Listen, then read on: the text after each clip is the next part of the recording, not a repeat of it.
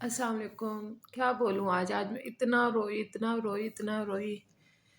ابھی بیٹھی ہوں، میرے سامنے والے گھر میں نا ایک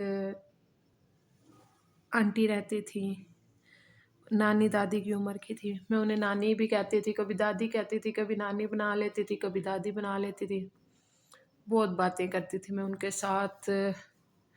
ان کو میں نے اپنے گھر میں بھی رکھا تھا کچھ دن کے لیے، مطلب آتے جاتے سلام کرنا، صبح شام ان کی حالت کا پوچھ کے آنا، مطلب مجھے۔ لیکن آج ان کی ڈیتھ ہو گئی، ابھی جنازہ تھا۔ میں بہت روئی یہ سوچ کے کہ موت کتنی بھیانک ہے، کہ انسان بے بس ہو جاتا ہے، کچھ بھی انسان کے ہاتھ میں نہیں رہتا اس وقت۔ روح نکل جاتی ہے، بے جان جسم کس طرح پڑا ہوتا ہے دوسروں کے رحم و کرم پر۔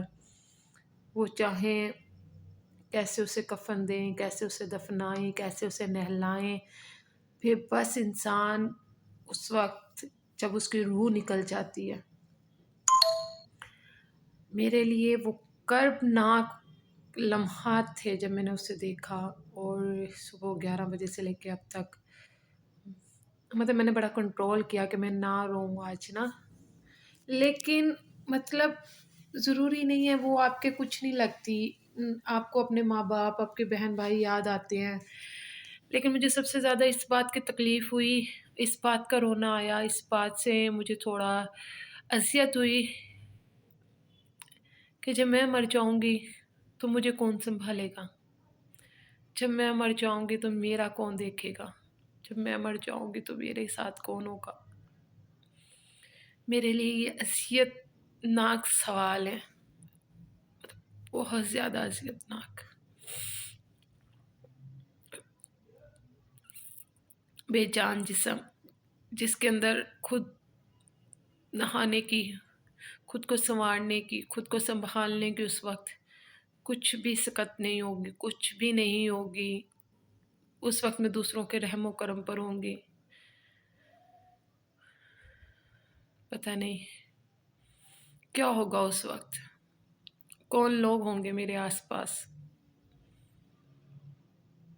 مجھے اس وقت یقین مانے میں اس وقت اتنی اذیت میں بیٹھی ہوئی ہوں، اتنی اذیت میں بیٹھی ہوئی ہوں، میری آنکھوں میں اتنا شدید درد ہے۔ میں مسلسل کوئی 4-5 گھنٹے مسلسل روئی ہوں۔ میں نے بڑا کنٹرول کیا، بہت کنٹرول کیا، لیکن کسی کی بھی موت کو دیکھ کے انسان رو ہی پڑتا ہے، اپنا وقت یاد آ جاتا ہے۔ اور مجھے میرا وقت